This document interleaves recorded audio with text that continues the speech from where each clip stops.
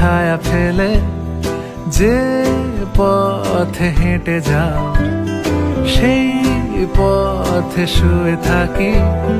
তুমি হাসি ছুড়ে দাও, তোমার সাজে মেজাজে গোপন দেরাজে রেখে দাও।